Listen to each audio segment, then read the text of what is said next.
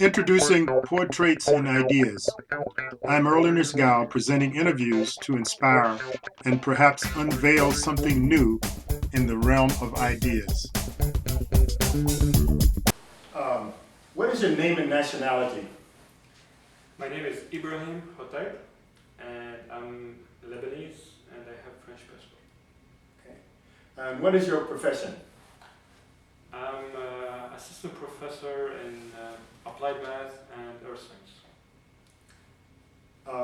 How did you reach the position you're in today in your profession? That is your educational background. So I did my Ph.D. in applied math, applying Kalman filtering techniques to ocean problems. Then I moved to Scripps, postdoc for 2-3 years, then research scientist at Scripps. Then became assistant professor in math and earth science. What are the relative advantages of hard work versus smart or high intelligence in your work?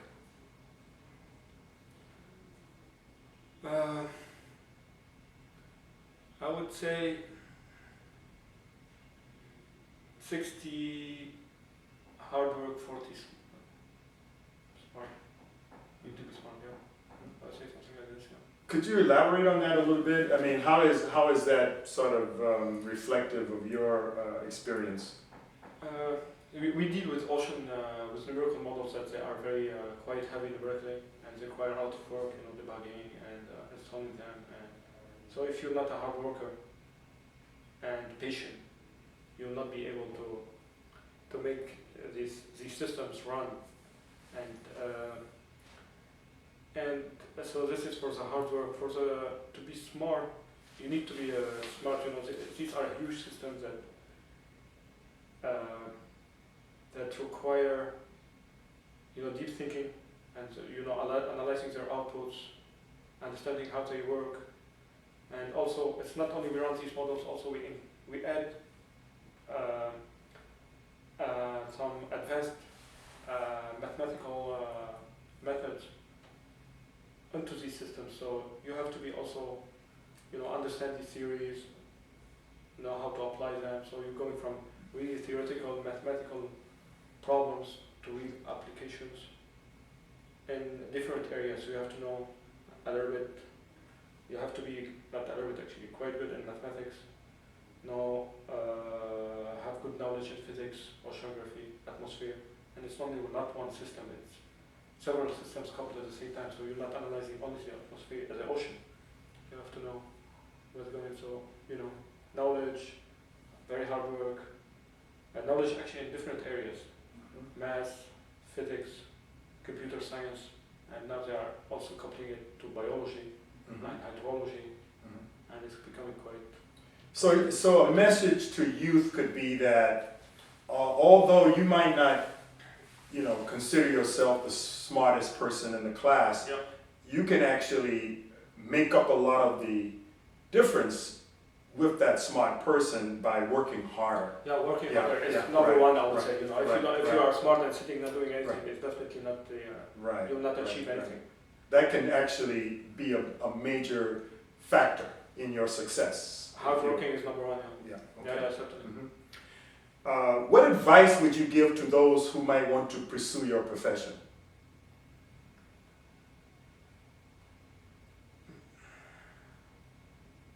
Advice in terms of studies or? Yeah, any kind of advice that would stimulate them to really be motivated to accomplish the achievements that you have accomplished. You have a lot of personal experience with all of the years of work and study and challenges that you've faced. How can you convey that to someone else who may be interested in modeling the oceans and the atmosphere through math? You have to be, as we said before, hardworking person, and you have to be very patient, but gets frustrated because most of the time things are not working.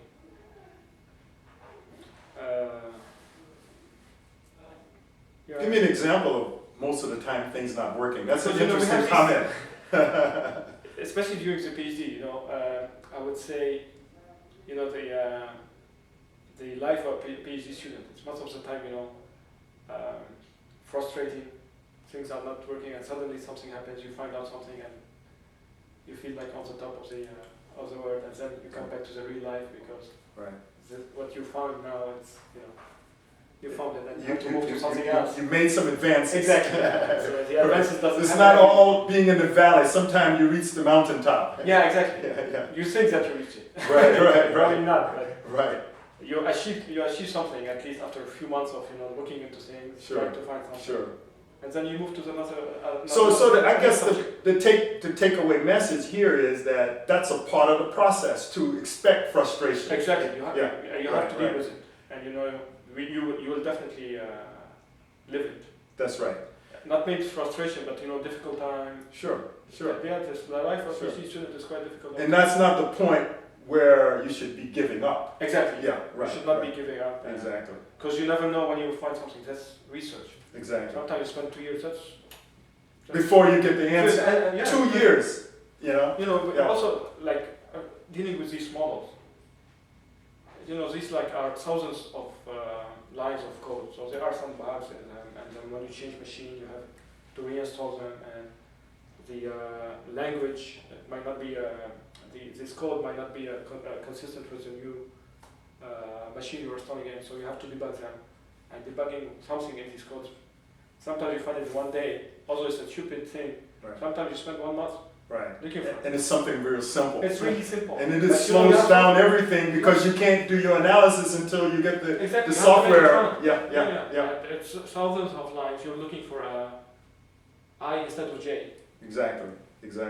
That's, somewhere. Yeah. That points out the need to be meticulous about looking into the details. Yeah, exactly. And Yeah. you have to be also to be a little smart to know where to look at, Right. find the error, and sometimes just changing machine, some things do not work, and you have to reinstall the whole thing. Right. But this is part of the job, Mm-hmm. When did you decide to become a scientist, researcher in your career?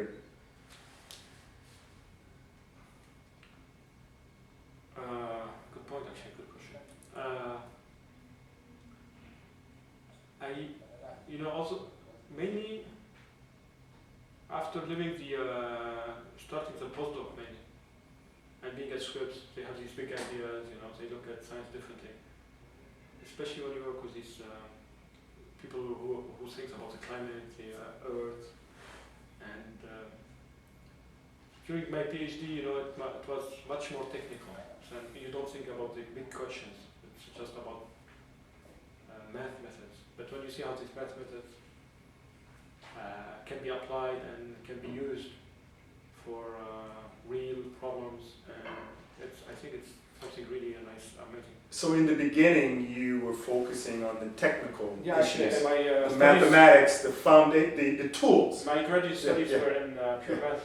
Okay. And you don't see really how they can be used. Right.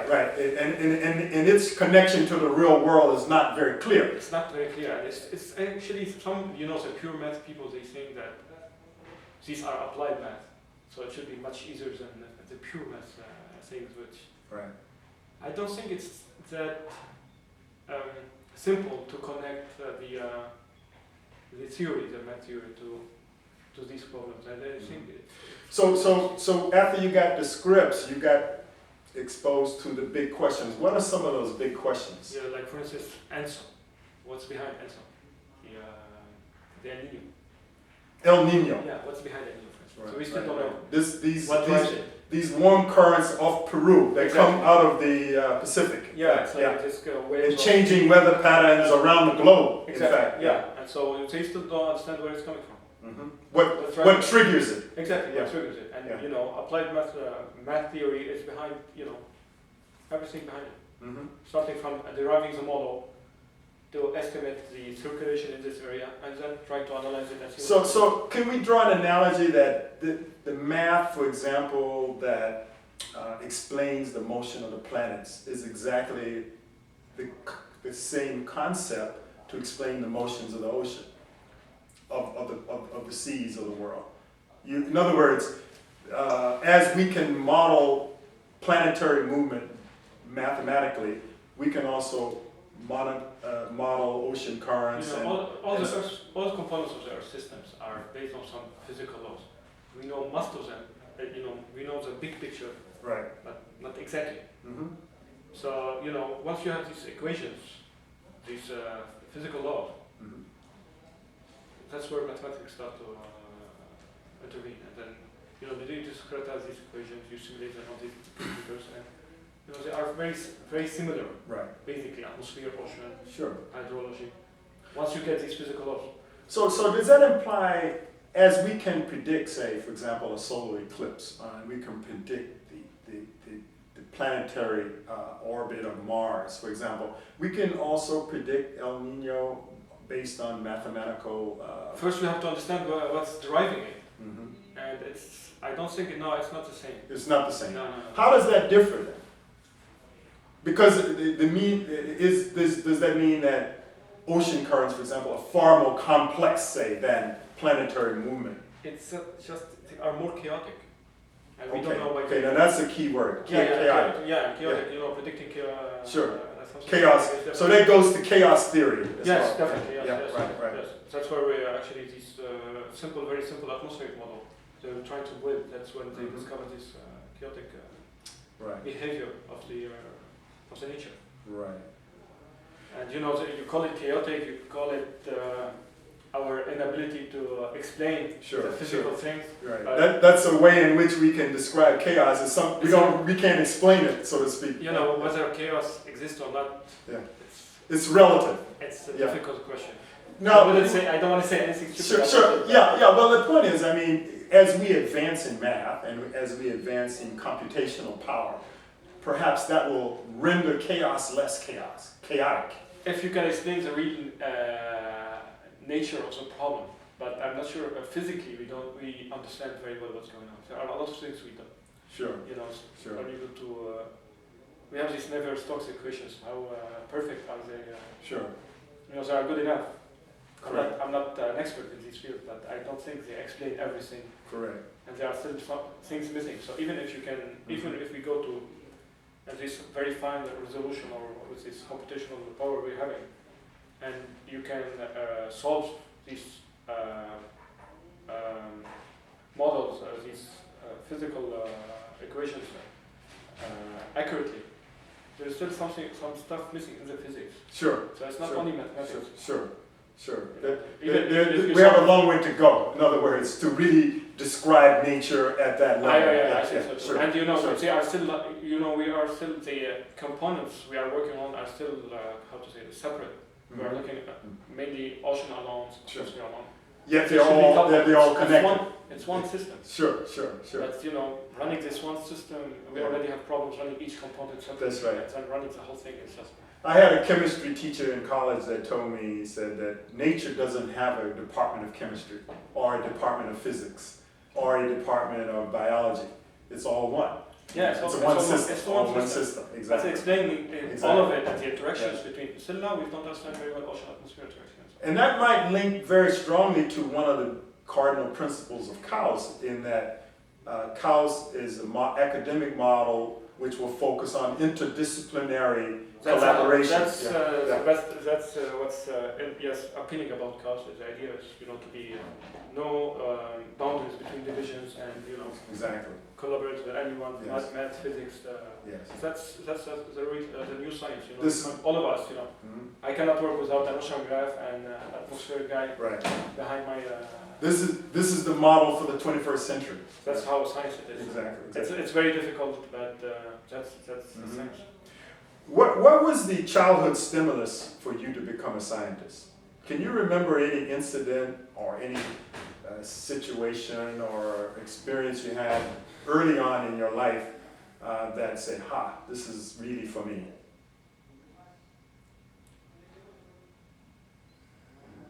In the early childhood? Pardon? In the early days? Yeah, way back, in your early childhood. I used to like math. Okay, so that's a good point. That's a good point. That's very good in math. So being good in math, sort of coming naturally to you, You know, was it an idea to say, well, wait a minute, this is something. So I decided to continue my studies in math.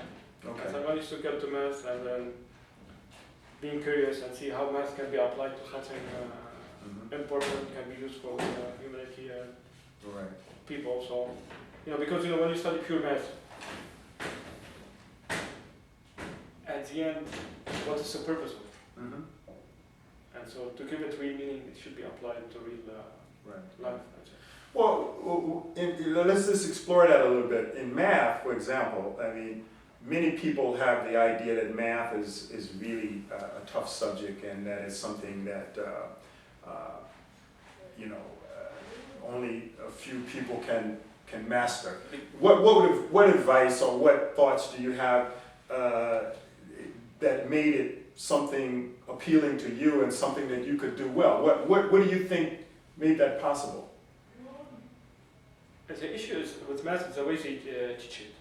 They don't make it appealing to the students, that they are exposed to these, theorems, theories that they are, and they don't see the how they can be applied. What's the importance of, and where they came from, this theory, why we started working on this theory. And must, actually, I would say, all of these theories came from real problems. And so if these things can be, these problems can be presented as a driver for these math problems, students would be more excited about this theory, and I think everybody can understand. I think hardworking and we are all smart in some way, and we should be able to. So you think that the fact that few people go into math or pursue math to a high level is a reflection of weaknesses in the educational approach, or the teachers that teach math, in the sense that they don't make it linked to the real world as much as they could, or make it as exciting as they could, so that you can get a huge majority of students doing well in math? I think we can get more. Okay. Definitely we can get more students interested in math if we present it in a better way. And then taking it a step further. Yeah, okay. Taking it a step further, the math that you began to master early on, how did that carry over to, say, to other subjects, or carry over to the idea of how you might apply it? For example, I mean, one of the reputations that mathematicians have, for example, is that by having a foundation in math, that actually it really prepares you to do a lot of things, even outside of math, because it gave you a certain discipline, it gave you a certain way of looking at things in terms of a problem-solving mode of thought, and so on. In our days, especially in our days, I think math is very, you have to know some math, you have to have some math background, like in earth science, for instance. A lot of things require some math background to solve these problems. Now that we understand quite well the physics of our nature, now it's time to to put them on these simulators and try to get something out of it. And you need some math background to understand what's going on. And I noticed, in keeping with that thought, that, for example, biology, which was in, say, 2 or 3 decades ago, mainly a descriptive science, has become very mathematical, and it's really a major trend. And also, if you look at the Kaus faculty, you represent a really large proportion of the Kaus faculty being very much mathematical, and that is a reflection of the trends in science. That's the whole idea. You look at all phenomena from a mathematical point of view. Yeah, that's the whole idea of Kaus. But at the end, we should know also it's not only math. Math is not magic. Yes. I say real problems. The physicists or the biologists didn't define the problem and their laws correctly. Even we know how to solve their problem, but it doesn't mean that it's going to be accurate. Right. That's right. So it's a team thing. It's not only math. we know how to solve it, but it should be well posed and well That's right. described. In other words, math is necessary, It's a tool. but not sufficient. Definitely not. Yeah, Definitely not. right. We are based on these physicists and biologists, Sure, and if they sure, don't do sure. their work properly. And you complement one another. Exactly. Exactly. Exactly. Was there a scientist in your youth who inspired you? And why did that scientist inspire you if you had such a role model?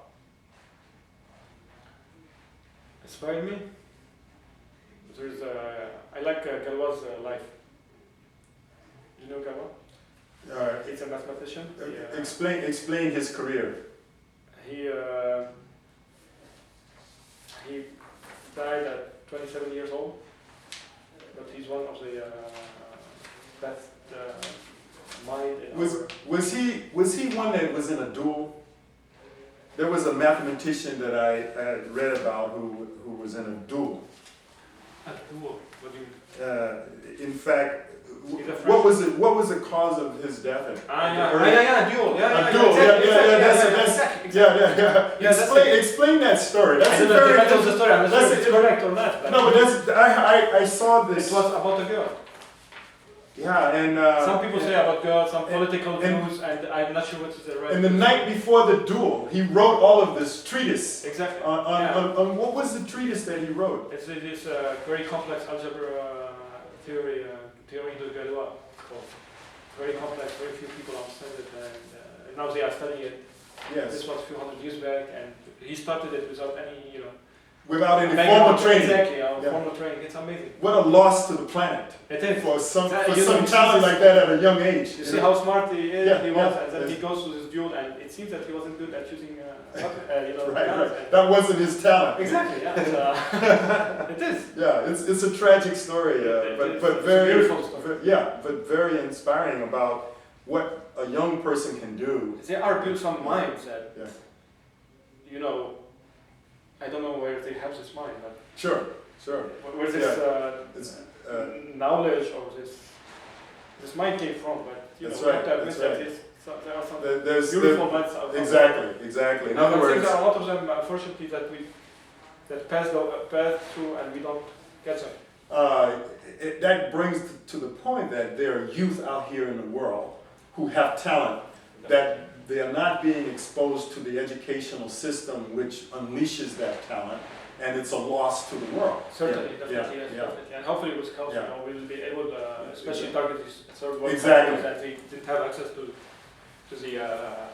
And your being here in Saudi Arabia working at CAUS, you will be certainly an inspiration to the youth in Saudi Arabia about mathematics. Not only Saudi Arabia, all these countries. But the region as well, and worldwide, exactly. CAUS should lead the way in this strategy, area.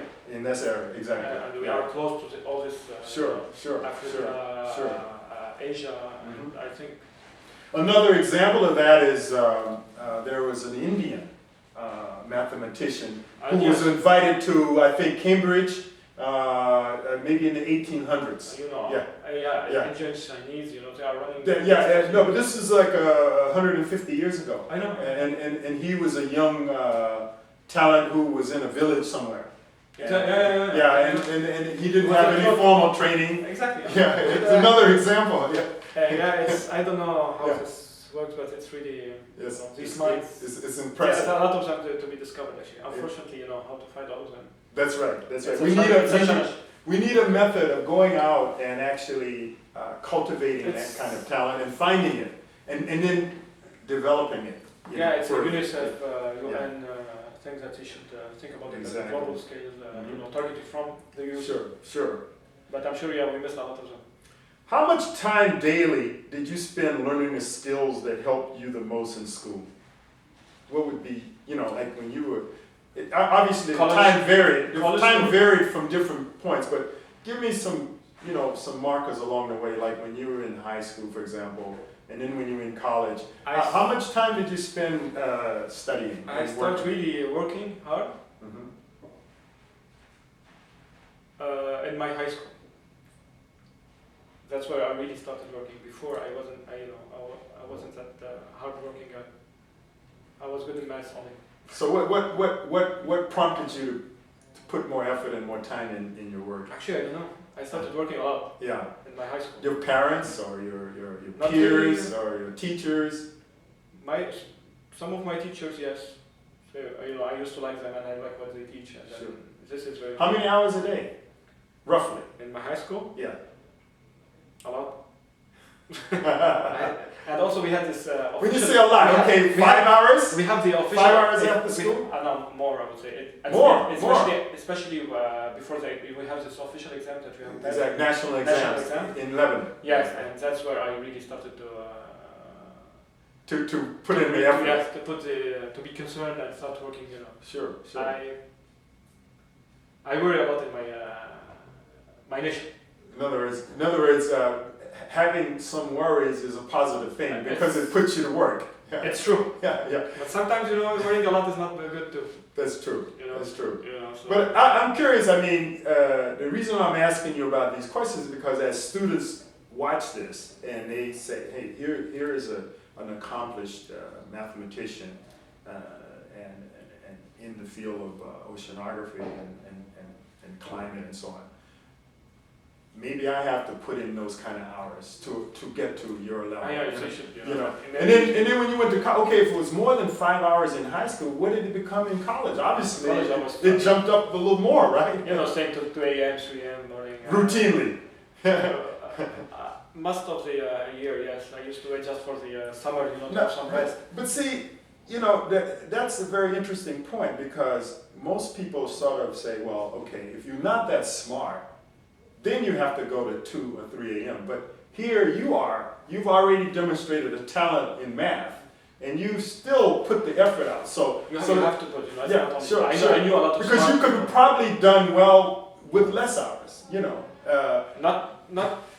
Not in the courses you have.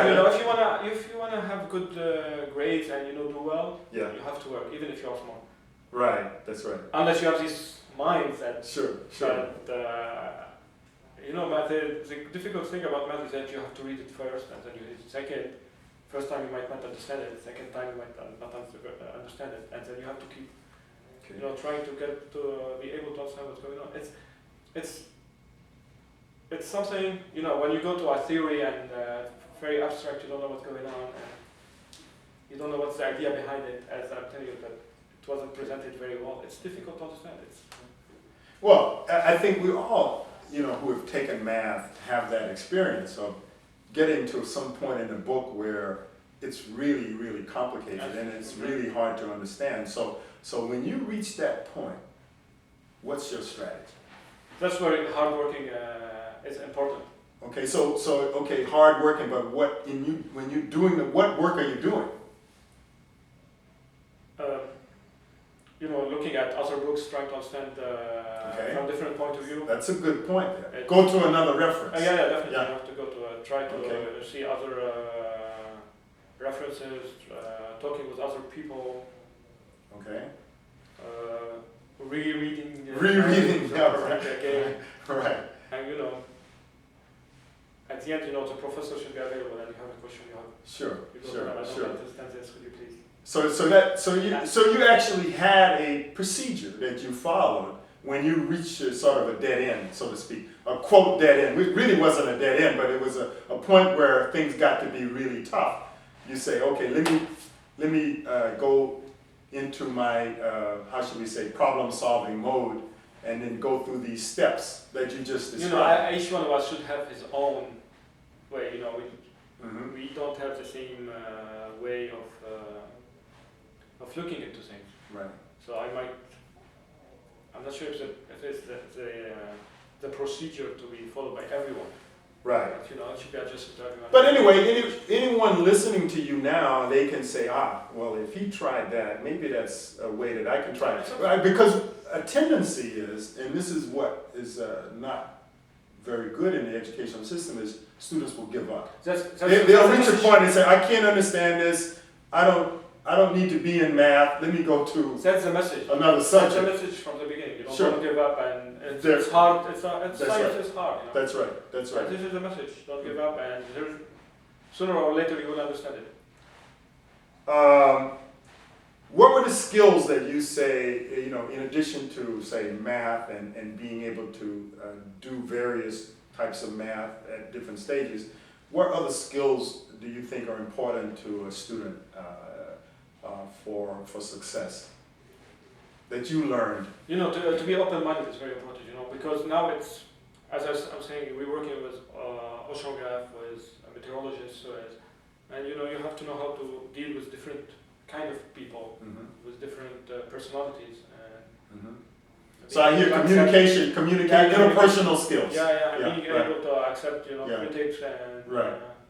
Listen to the people. Okay, being able to accept criticism, you say. You have to Right. accept criticism, listen to the people a lot.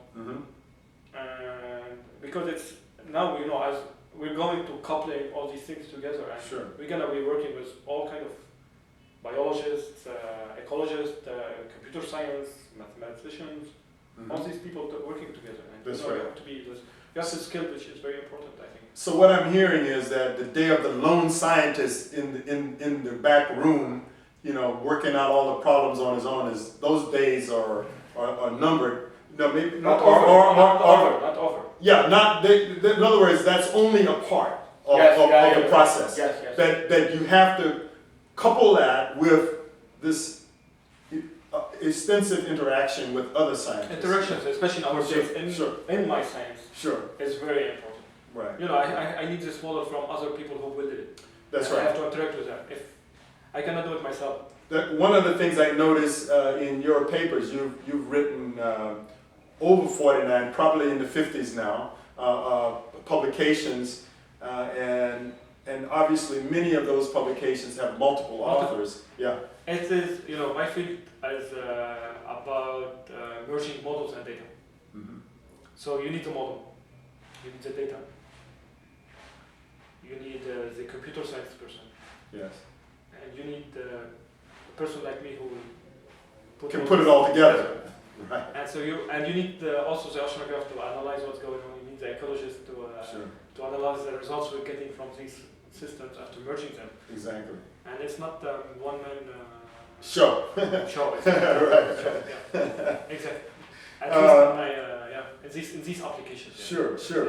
You go to these big weather centers, NOAA, NSAP, and it's you found like 20-30% on one project. One paper. Right. And all the different Yeah, disciplines. you're describing for the four-dimension picture of the ocean, of the atmosphere. Sure. It It requires all of that. Yeah, exactly. definitely. Yeah. Certainly, yes. What circumstances in your childhood contributed to you reaching your goals? Because obviously you grew up in Lebanon. Obviously Lebanon has not always been free of problems in the society as a whole and so on. Obviously you had challenges that went beyond your being able to follow your courses in school and so on. How did you what really helped you or contributed to your reaching goals? I have to say we had a tough life. I was born at during the beginning of the war. So I lived 17 years and a half before, and I missed 2 years of school. And I think this is mainly what pushed me to work hard. And my father lost his job at the beginning of the war, so the financial situation was not very good, I would say. Is this a driver or not? I don't know, but I wanted to work hard to succeed and do something in my life. Sure. Obviously, we are a product of our environments. in many ways. We are adjusted, yes, definitely. Yeah, our culture and our environment. Exactly, yes. Exactly. Yes, definitely. And Yeah, so yeah. so we can say that your success is not isolated from the environment that you grew up in. Yeah. Environment Yeah. and opportunities also. You know, I had the opportunities to go to France. Some of my other people didn't have this opportunity probably. Right. I have my uncle who's a professor in math in Grenoble, so that's why I went there and he helped me. You know, the first 2 years I didn't have any money, so he helped me a lot. Fantastic. And so some people didn't have this opportunity. Sure, I have sure, stayed sure. in Lebanon and Sure. that's So with that sort of experience, you obviously have in you the idea of helping others as someone helped you. Yeah, exactly. And that's why I think yeah. everyone deserves a chance. And Sure, exactly. Definitely. So you actually partially answered this part. What circumstances did you see as the highest risk to not obtaining your goals? What were the things that could have prevented you? You think?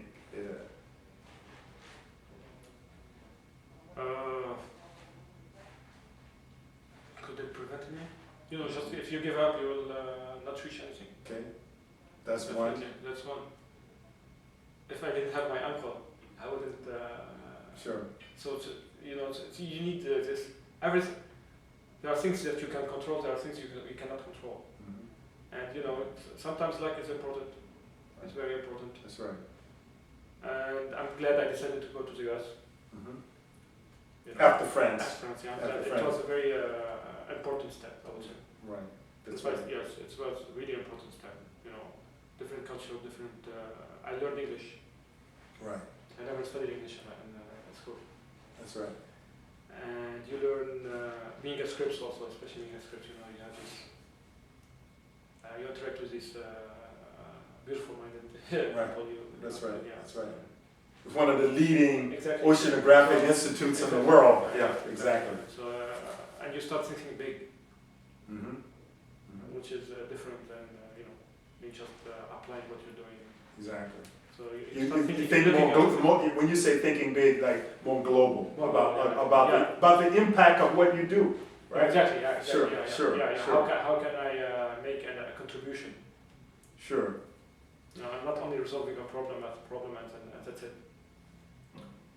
What are the most significant breakthroughs in science that you predict over the next 10 years, 25 years, or 50 years, after you've been thinking globally? And not necessarily in your field, but just in general. Because actually, I'm going to ask you about your field more specifically in a minute. The issue that now we're making progress in science. I would say step by step. It's not like a big breakthrough, at least in my field. In other fields, I think the biggest will be definitely in the biology and the medicine. That's where we need, I think, more. So you see biology as definitely. being one of the real areas of. Yes, there are a lot of things that we still understand very little, I would say. Correct. And hopefully my colleagues Sure. will make progress in this. Well, certainly your field. I mean, you talked about El Nino and so on. I know El Nino definitely one of the things. Yeah. Plankton. Yeah. But now sea life can have a huge effect on what happens, right? And also those currents can have an effect on what the sea life, how it manifests itself. We understand the big picture now. Sure. So we are able to predict El Nino a few months ahead, but if we can predict it a few years ahead, this would be a huge achievement. Right. And you will see and predict its impact on the global climate. So that's a big advance. You expect a greater prediction capabilities. Or predicting the climate change. Or, Sure. Still now, we predict it, but how accurate is that? Sure. Something to be looked at. Right. So in this matter, it's step by step. I would say it's not going to be one discovery. I months that will solve the whole thing. Do you subscribe to the idea of accelerating change in contrast to linear change? When I say accelerating, I mean more exponential change in science and breakthroughs and advances in contrast to what we had so previously experienced of more or less linear change, where linear being more slow. Yeah. And sometimes linear is good, and you understand we can't control what's going on. that's a good point. Yeah. Exponential now, But if the change is occurring, we might not have. It may be one of those things that you have less control. If it's in the sense that the acceleration of the change, takes on a life of its own, so to speak. Yeah. Exponential is good, but it has to be controlled. Right. There's huge progress we're doing, and we have to deal with new problems now that we didn't think about. An example of that relates to your field, maybe you can comment on it, is how they've noticed the retreating of glaciers, and also the Arctic Sea. There is a period in the summer when it's clear, the ice is diminishing in comparison to, say, 2 decades ago or so. And they've done satellite photography, and so obviously there are some changes going on, and maybe the earlier predictions about how rapidly this would take place, they've got to sort of revise those and say that things are speeding up. Yeah.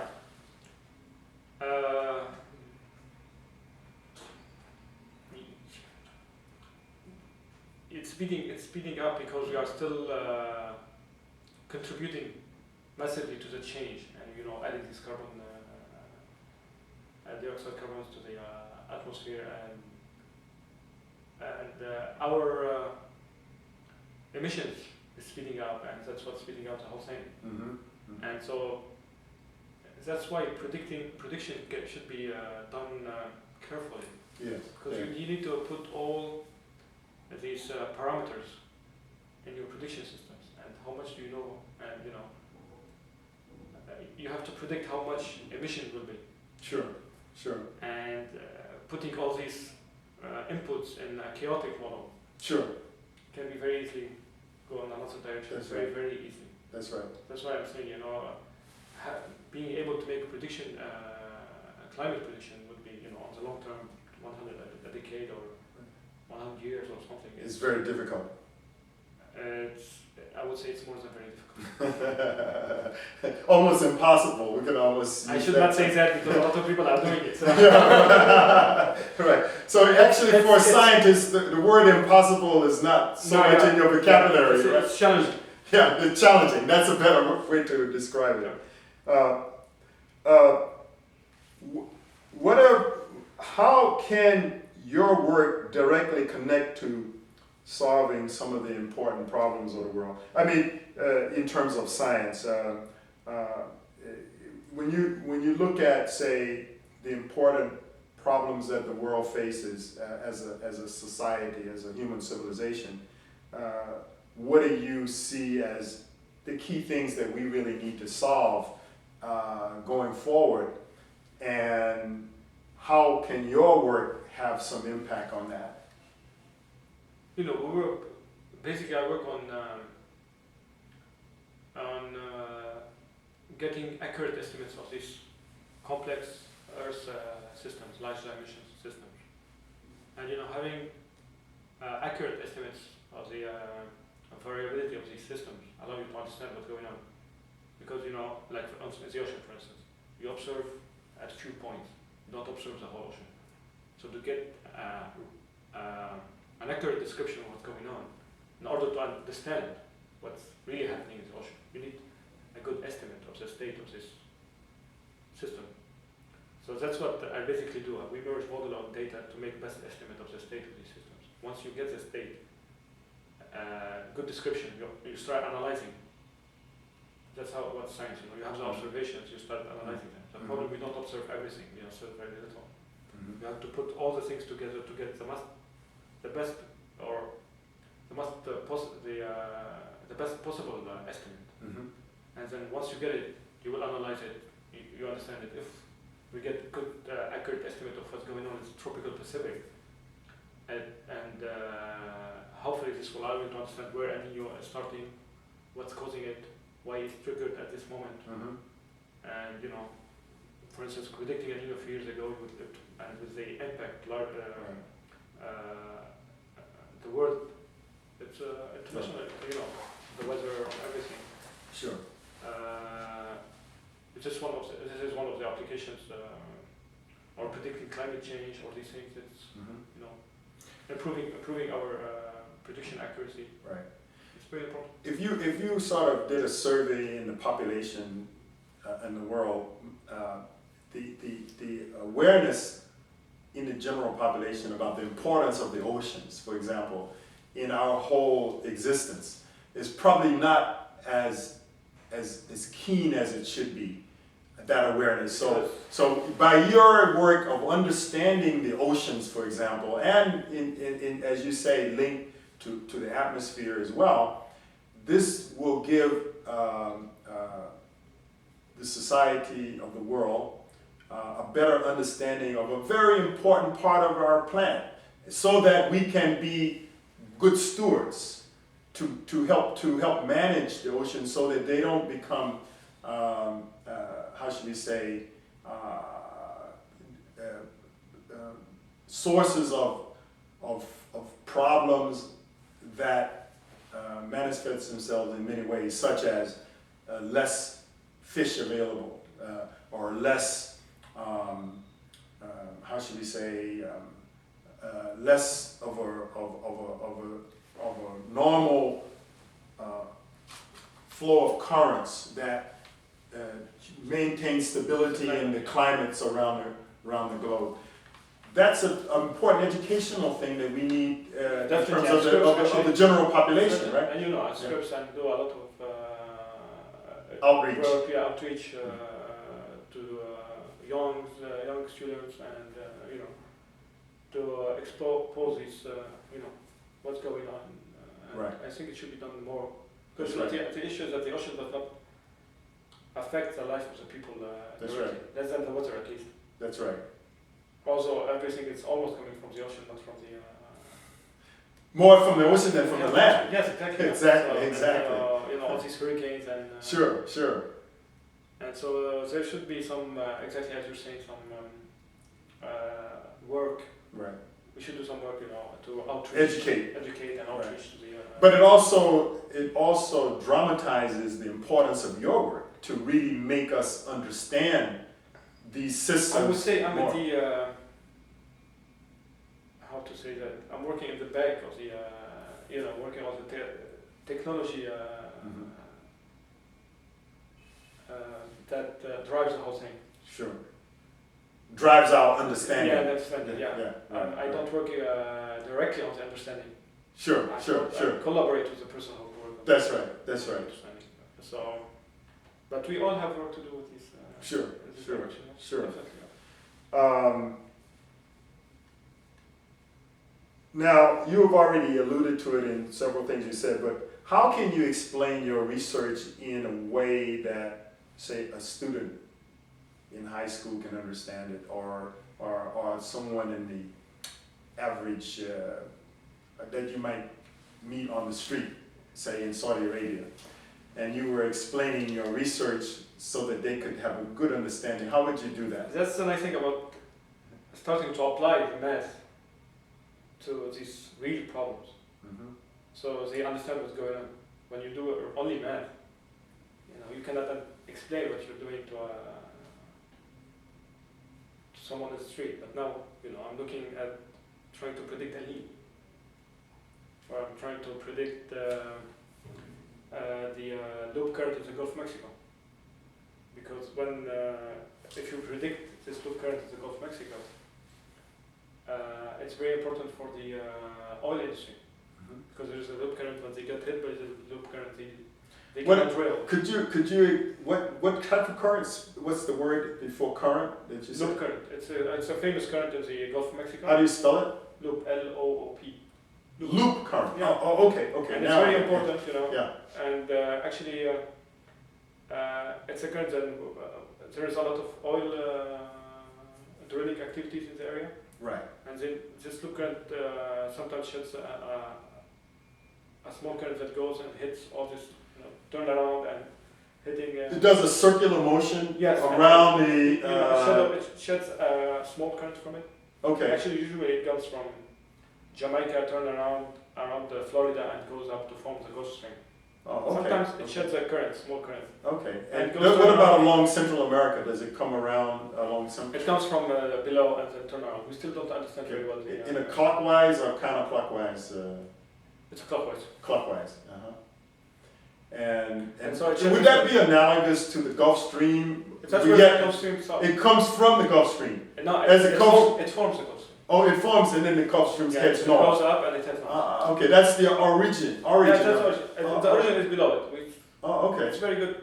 We still don't understand very well the mechanism behind it. At least I don't. Okay.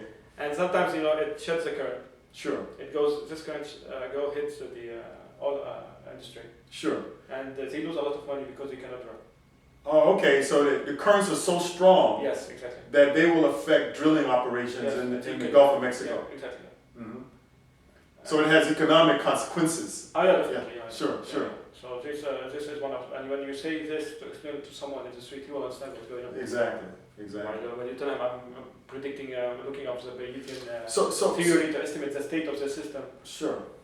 So when you say so, now let's assume for a minute that we begin to understand this loop current very well. Okay. So for instance, So that what does that mean? That means you can predict when it will occur. sometimes you can predict it without really understanding what's Sure. splitting, like it's splitting this thing. But Sure. you don't understand why and when and how it happens. Right. So hopefully by reconstructing the whole picture, the 4D picture of what's Yeah. going on, Right. we'll be able to analyze and track where this thing is coming. It can be chaotic, it's Sure. something we cannot explain, Sure. It will split and When you say it will split, it will. what drives the splitting, And when it splits, what are the implications of it splitting? What does that mean? it depends where it's going to reach.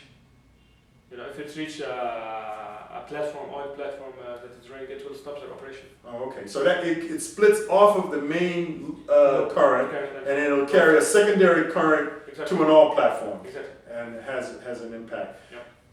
Okay, that's interesting. Now, This is one of my favorite examples. exactly, It explains exactly. really what's going on and how our science can be used. Okay, Although So- it's not, it doesn't have a human component, so to Component, speak, yeah. direct, Yeah, human, exactly. except It's for not the for- economics. Yeah, exactly economical. yeah, right. That's right. While Will it affect, say, fisheries?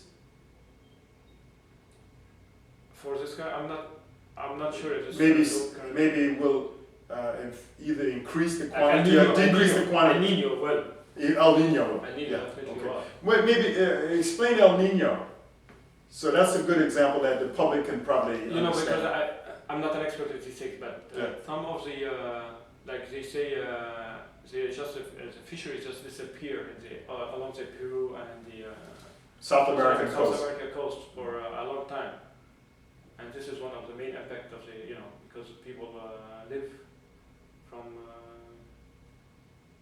these things.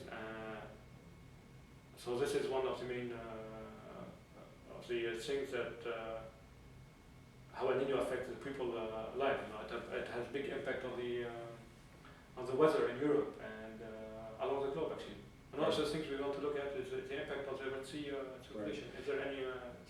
It occurs in cycles of what, every 5 or 6 years? 4 or 5 years. Sometimes it occurs, sometimes not. Out of cycle. Out of cycle. Why? Yeah, out of the blue. It'll Yeah, just, yeah. The issue is that we don't have enough records about it. Right. And, Going back, back say, to see what, too many decades, to yeah, right. statistically analyze to see, time series and Right. try to understand something of it. So we have, we started, the big progress we made in the oceanography started with the satellite observations, mainly. That's where we started to have a lot of more knowledge, more data, but yeah. it's really quite recent. The 92 are not 92. Because of those satellite observations can actually detect temperature from orbit. So you can see how the screen, basically the El Nino is a warming, yes, it's of a Pacific stream that comes usually towards the coast of Peru. Is that correct? It's usually the circulations. You would see El Nino as like a heat wave coming from the Asian side and hitting the South American. From west to east. West to east, yes, across the Pacific. Yeah, and you can see it like a wave, boom. Where does it start? Where? If it ends up in the coast of Peru, where does it start? It depends. Sometimes it starts all the way to the west. Sometimes in the middle of the Pacific. We don't have many records about it. As I said before, we have a few of them. Well, And when you look at each one of them, they look different. They are not exactly the same. Well, what's triggering the same? The other question is, okay, I can understand how it affects, say, the oceans in the Pacific and the climate and so on. How does it affect hurricanes in the Atlantic? That I understand it has an effect. How does it cross over into another ocean and have effects over there? It definitely, you can see it. It's crossing over from the atmosphere. It can cross and get to the ocean from the other side. So the atmospheric changes are the ones that go over and affect the atmosphere on the other side in the Atlantic side. Exactly. Amazing. Yeah, amazing. It is. And that proves the point you made earlier about all the systems being connected. It's one system. Exactly. It's a coupled system. That's right. This El Nino. It's not only ocean. That's right. That's right. This is one of the best examples of coupled system between the ocean and the atmosphere we know so far. How will your research at CAUS affect Saudi Arabia? So one of the things we will do, we will be looking at the Red Sea circulations to understand that. So we will reconstruct the Red Sea circulations in the last 2 decades and see what any impact of El Nino or if there were any changes in the last few decades. So that prediction system for the Red Sea circulations, which seems to be a lot of people are interested in this circulation in this area. We'll be looking at the atmospheric part of it too. Some of the things I would like to do also is see what could affect the Saudi climate in terms of weather or all these natural events. If we can link them to a bigger to some of the well-known world event, natural events.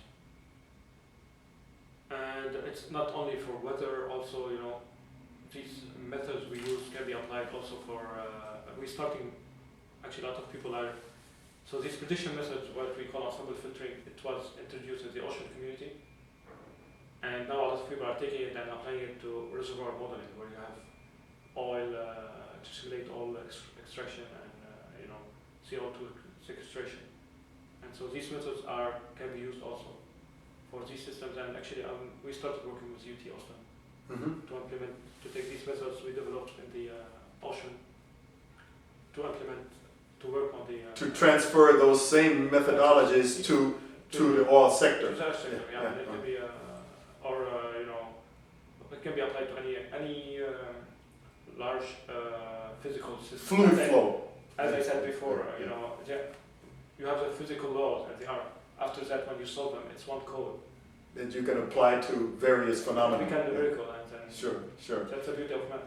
Why is the Red Sea important for Saudi Arabia? Starting from fisheries, and this is, and they want to understand the biology, the genomics of the Red Sea, and without the physical component of this, understanding how this the circulation of the Red Sea you will not get anything about the ecology of the biology of the sea. So in order to understand all these other things about the Red Sea, you need to understand the underlying physical phenomena.